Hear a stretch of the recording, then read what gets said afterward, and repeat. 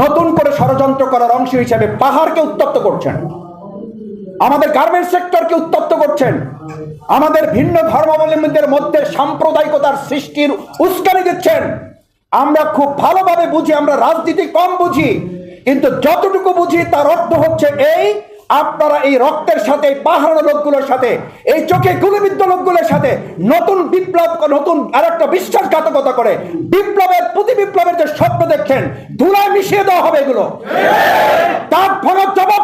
আমি সত্যি লজ্জিত যে তারা এখনো কথা বলতে পারে না, অথচ আমরা রাজনীতির মাঠে এখন গরম করে ফেলছি।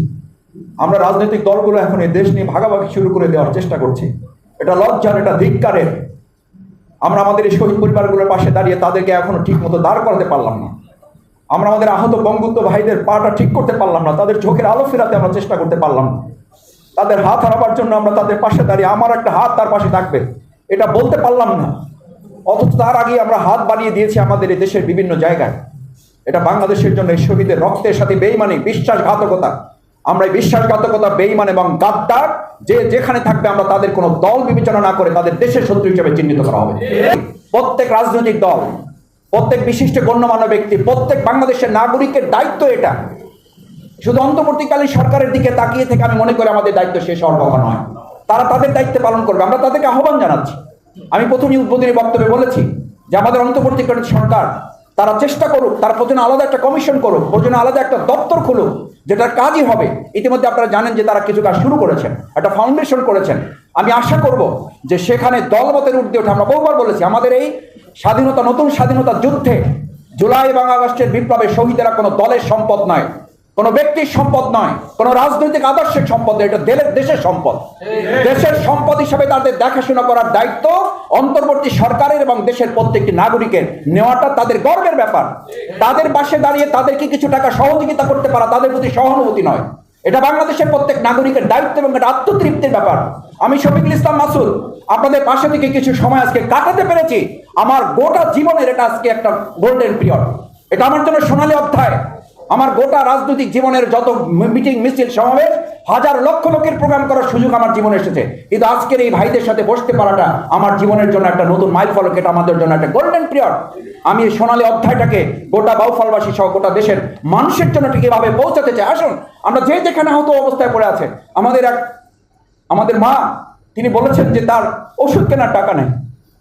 এটা শুনে আজকে আমরা ভালো জীবন যাপন করি কিভাবে?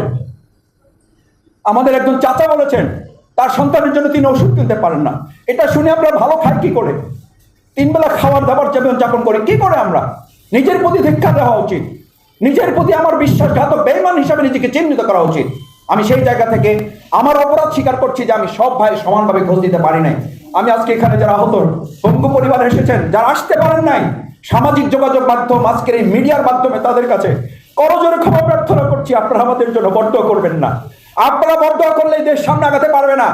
আপনারা আল্লাহর রাস্তে আমাদের সমস্ত ত্রুটিগুলো ক্ষমা সুন্দর দৃষ্টিতে দেখে আমরা চেষ্টা করব আমাদের সমস্ত সামর্থ্যটুকু নিয়ে। আমরা অঙ্গীকার করছি আপনাদের সামনে আজকে, আমরা আল্লাহকে সাক্ষী করে ওয়াদা করছি, আমাদেরকে আল্লাহ যতটুকু সাধ্য দিয়েছেন সবটুকু নিয়ে আমরা যেভাবে ভালো থাকবো তার চেয়ে একটু হলেও আপনাদেরকে আমরা ভালো রাখার চেষ্টা করব। এবং সেটার জন্য এখানে অনেক সুধীমণ্ডলী, গণ্যমান্য ব্যক্তিবর্গ এসেছেন। আমি বিশ্বাস করি যে আমাদের এই 6 জন শহীদের পাশাপাশি বাউফলে প্রায় 239 জন স্বাধীনতা যোদ্ধা, আমাদের এই নতুন স্বাধীনতা যুদ্ধের 239 জন ভাইকে আমরা ইতিমধ্যে তালিকাভুক্ত করেছি।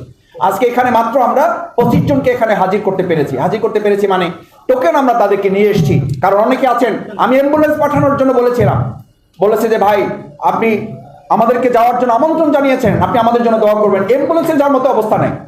সেই ভাইদের কাছে আলহামদুলিল্লাহ আমরা গিয়েছি, কিন্তু আমি আজকে এই যে আমাদের একজন মুরব্বী বসে আছেন আমাদের আহত অবস্থায়, স্ক্রেচ দিয়ে ভর করে চলেন, আমরা 2 পায়ের উপরে ভর করে যখন চলি আর যখন দম্ভ করে কথা বলি, আমাদের তখন লজ্জিত হওয়া উচিত এই পায়ের দিকে তাকিয়ে যে এই পায়ের কি অপরাধ ছিল, যে পায়ে গুলি করা হয়েছে। এই গুলি যারা চালিয়েছেন, আমি দায়িত্বহীন কণ্ঠে বলছি, এই পা হারানো ভাই, এই চোখ হারানো ভাই, এই পেটে, পিঠে, গালে, চোখে গুলিবিদ্ধ ভাইদের যারা রক্তাক্ত করেছেন, অবশ্যই তাদেরকে আইনের আওতায় আনা হবে এবং তাদের বিচার নিশ্চিত করা হবে।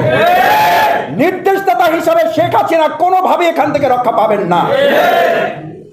আমি শেষ করতে চাই কথা বলে, যারা এখনো বিভিন্ন জায়গায় থেকে